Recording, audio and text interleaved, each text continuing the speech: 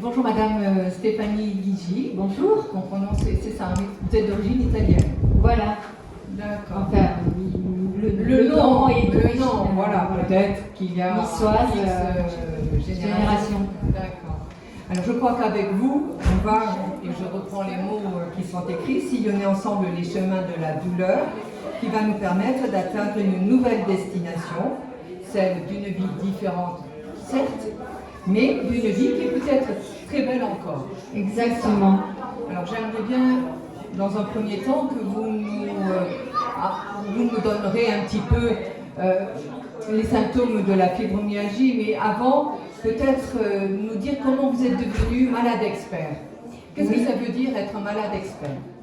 Alors, en fait, le terme exact, c'est patient expert. Patient expert. Ou on peut dire aussi patient partenaire ou patient père.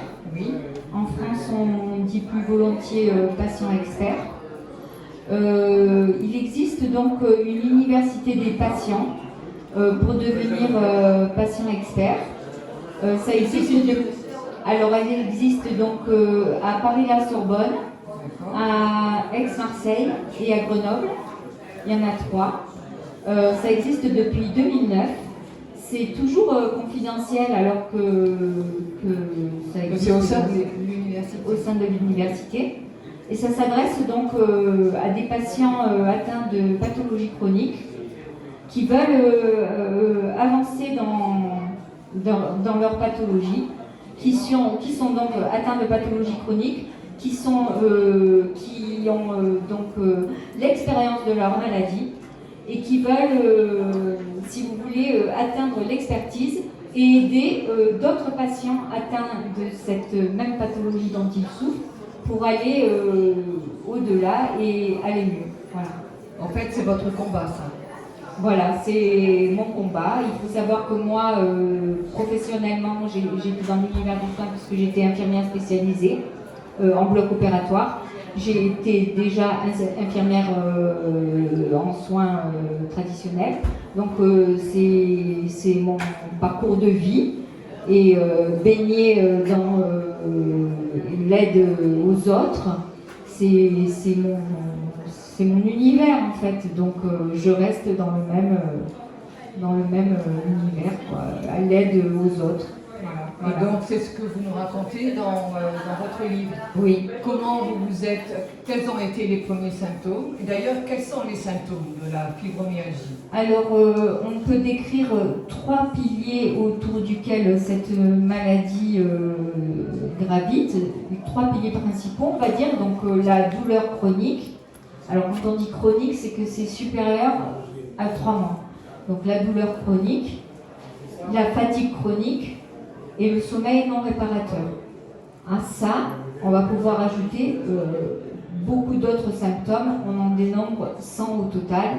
Donc, je vais vous dire, vous n'allez jamais avoir en même temps 100 symptômes, mais plusieurs patients en ont au minimum 10. Voilà. Alors, vous allez avoir des problèmes de mâchoire, des problèmes d'intestin irritable ou de colique, vous allez avoir des problèmes de picotement, des problèmes de peau, des problèmes ORL, des problèmes dermatologiques, des problèmes oui, des problèmes d'allergie. Il y a énormément de symptômes, des problèmes de brouillard cérébral, des problèmes cognitifs, des problèmes voilà, il y a énormément de problèmes qui découlent de cette pathologie. Alors, à quel moment avez-vous su que vous étiez atteinte de cette maladie? Alors, c'est assez... C'est un long chemin. Oui, c'est assez complexe. Moi, ça a été en 2014 au décours d'une intervention chirurgicale. Et vous souffriez depuis combien d'années? Ça a été en 2014, après l'intervention chirurgicale, en fait, ont commencé les premiers symptômes.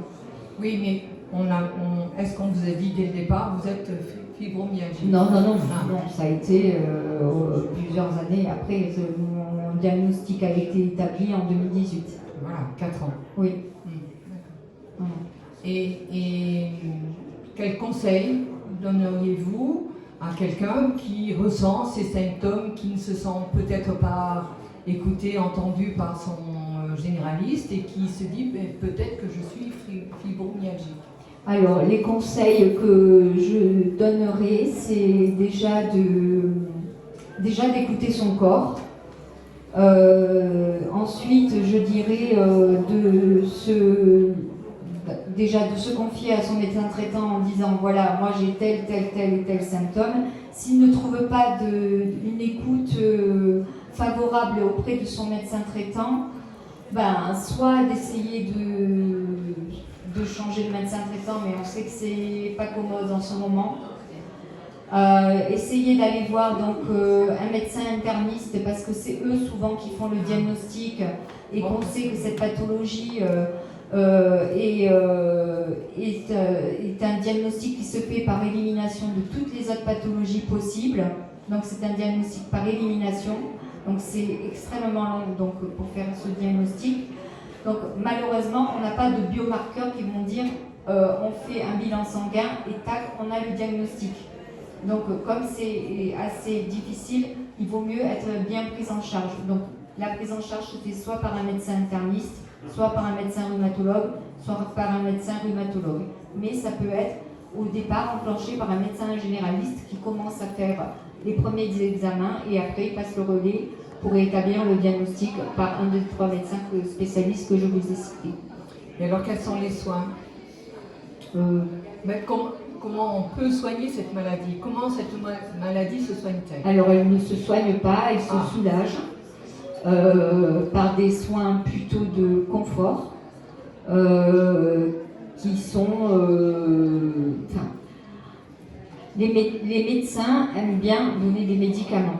Alors ce qu'ils vont donner comme médicaments en première intention sont souvent des antiépileptiques, des antidépresseurs, qui agissent avec une molécule qui agit sur la douleur, qui est un des effets secondaires en fait de la molécule, qui agit sur la douleur. Ensuite, ils vont donner aussi des anti-inflammatoires et du paracétamol. Il faut savoir que tout ça, il y a des gens qui réagissent bien, il y a des gens qui ne réagissent pas du tout.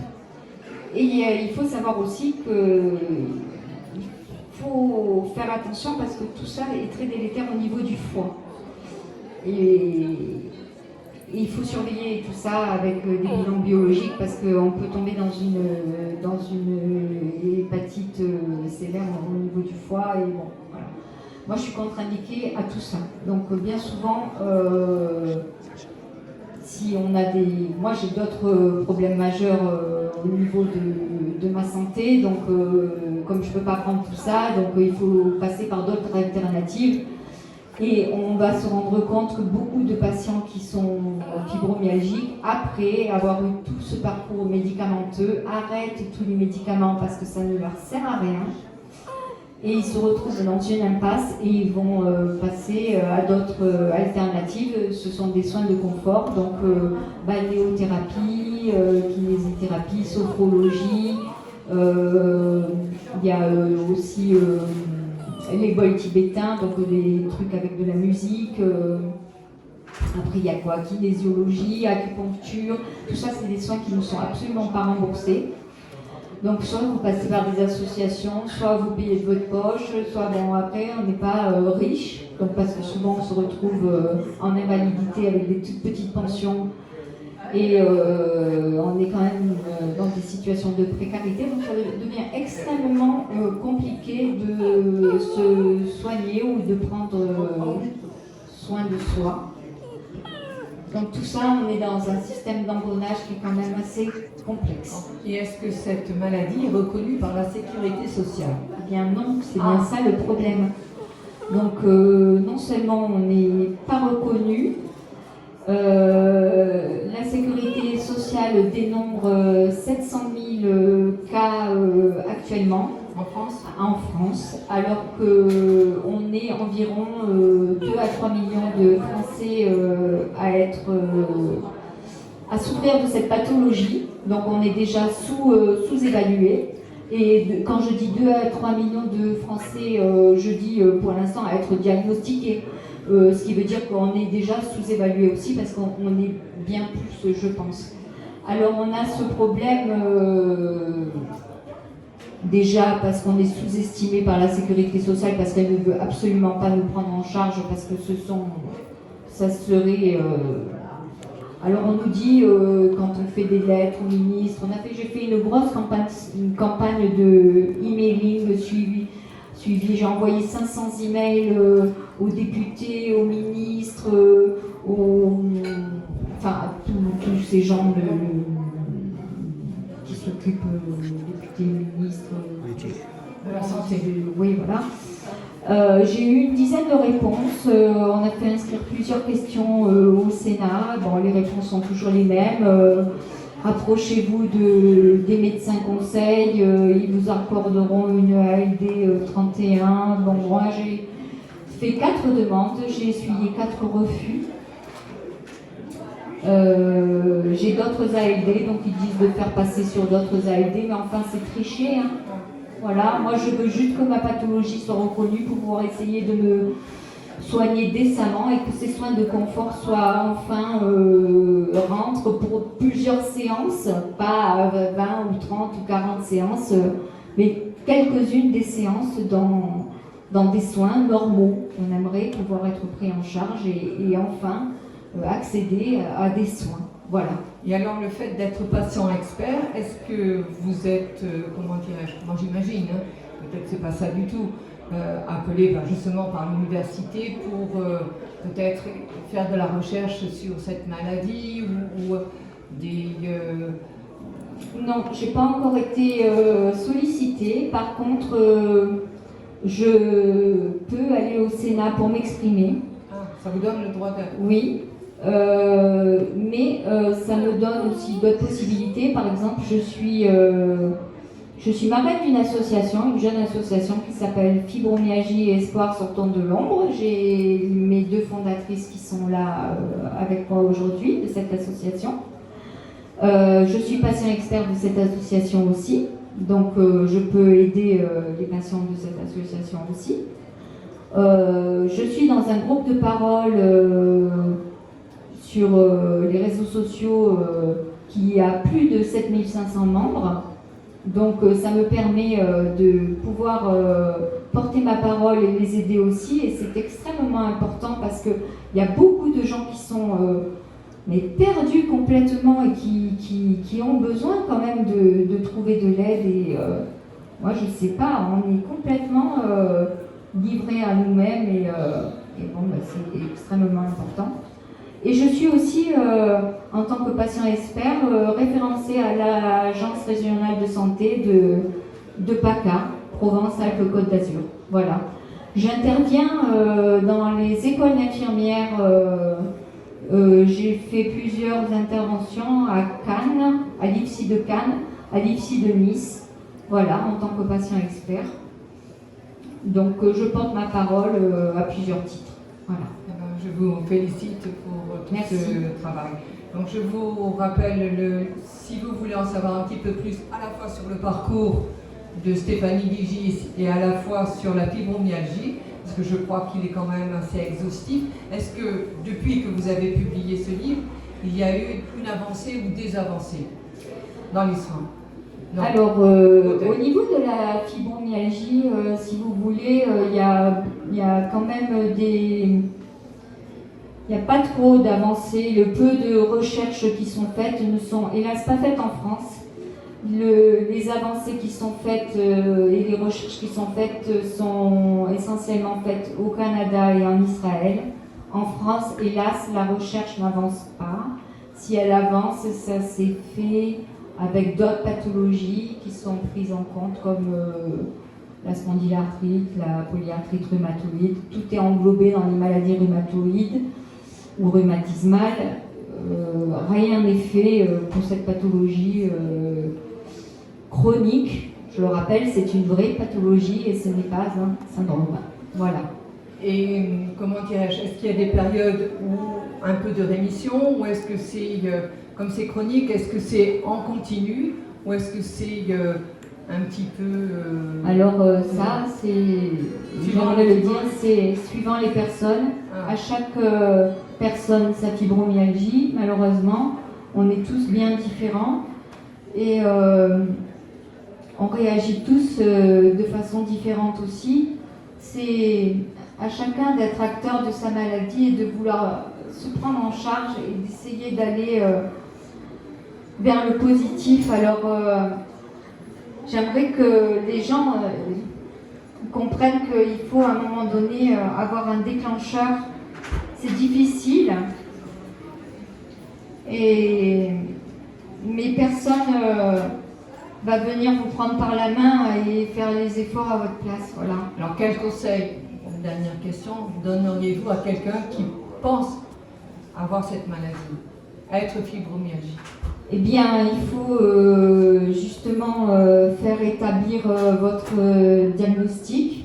Donc, en parler avec le médecin traitant. Ensuite, faire tous les examens. Voilà, aller vers le médecin traitant. Ensuite, qui vous prescrivent tous les examens pour faire le bilan de diagnostic par élimination, qui vous dirige donc vers après un médecin interniste, rhumatologue ou neurologue pour établir le diagnostic définitif de fibromyalgie.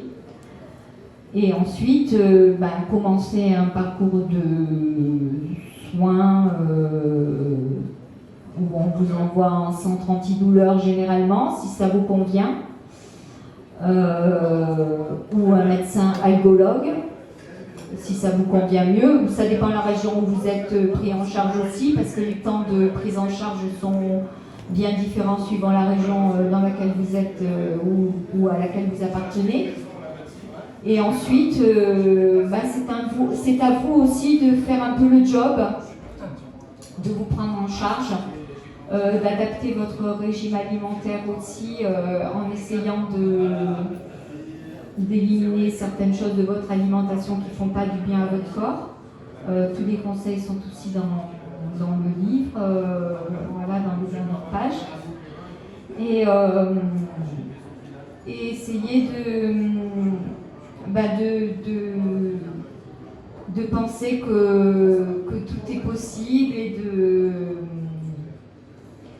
de voir la vie côté positif, parce qu'on peut quand même aller mieux, même en ayant une maladie qui vous fait souffrir, en voyant le côté bleu ou rose. Voilà. Et j'aimerais terminer en disant que mon livre, en fait, maintenant, est en auto-édition sur Amazon. Il n'est plus édité par l'éditeur, voilà. Donc, voilà.